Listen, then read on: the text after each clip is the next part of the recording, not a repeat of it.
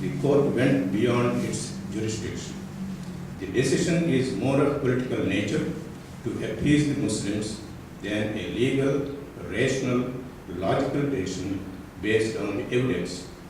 This unprecedented ruling is going to pave the way for others to ask for legitimacy of occupying as many as 2,000 Hindu temples that were converted into masjids over the last few centuries, including Mathura, Taj Mahal, Kashi, and other masjids. What Allahabad court said is that you grab Hindu lands and Hindu temples, we legitimize it. The court said we will follow the government policy of you grab it, we regularize it. Can anybody find the difference between the court's judgment and political appeasement? So I think overall I feel very satisfied that the court has issued this particular verdict. And we should give widest publicity not only to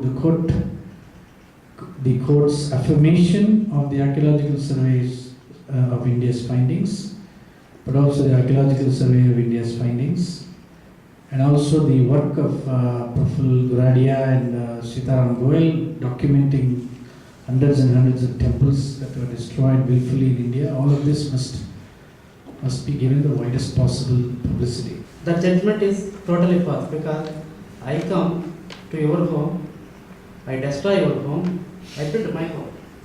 And then we go to court eventually. We went to the court and the court is saying, no, you divide the thing. So what they did is, kabjaing is a legal thing. Now, kabja is illegal in India. You can kabja and we will estimate it. We will give you a share, whatever the share it is. And fortunate thing is, out of the 3 divisions, they haven't given it to one part to the church. So we should be appreciating that part. At least it did go in that direction with our Sonia ji's blessings, because the total judgment itself is sold. It's like arbitrary case actually. It's sold outside the jurisdiction system. And if you take this judgment, we can say how corrupted is our... They have to be constitutional. And here I believe that by passing this verdict, they took the role of a politician, not a judiciary system. And judiciary system is supposed to dispense its verdict regardless of its repercussions. By the fact that they're going to fight outside after the verdict, it should just dispense its verdict regardless. And I believe that, I don't know if it is the intention of Sonia Gandhi, the almighty Italian, but I believe that the judicial system failed in this aspect. Thank you. If it is already proven that this land belongs to Hindus, why should 1/3 go to somebody just because they occupied? I know this was told by several people before. So I don't find any justification in giving this 1/3 just because there will be riots or something like that will be happening in future. Assume that there was a masjid in the first place. And also assume with great difficulty that some Hindu has broken it. It's very impossible, but just assume for sake of fun. And then he has built a temple. And then he goes to the same Allahabad court.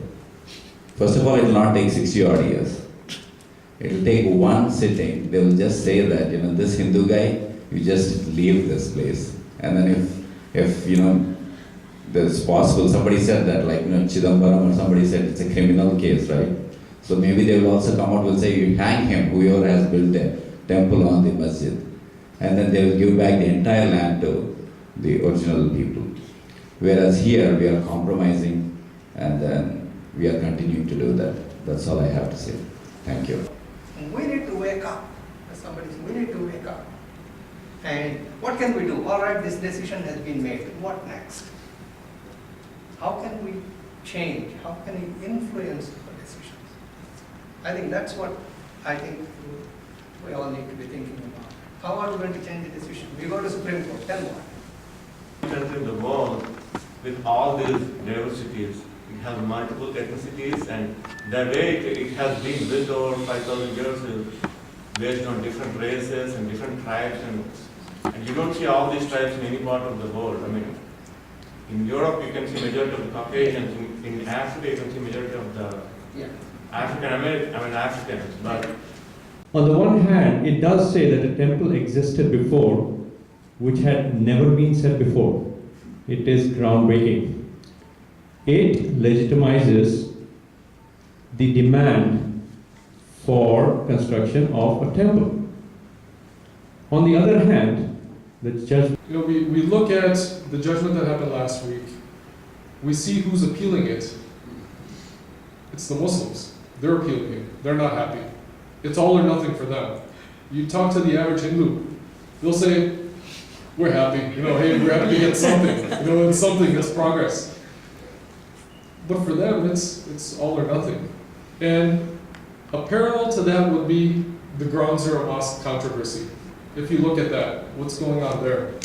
You know, we look at the U.S. and we think of it as a symbol of strength, but there's forces at work here in the U.S. too that are basically going to make the same things happen that have happened in India before. First, I would like to say that it is now proved that it's a Ram Janmabhoomi. Then, so now, from now, we should stop saying that it was a masjid. Let's call it as Ram Janmabhoomi.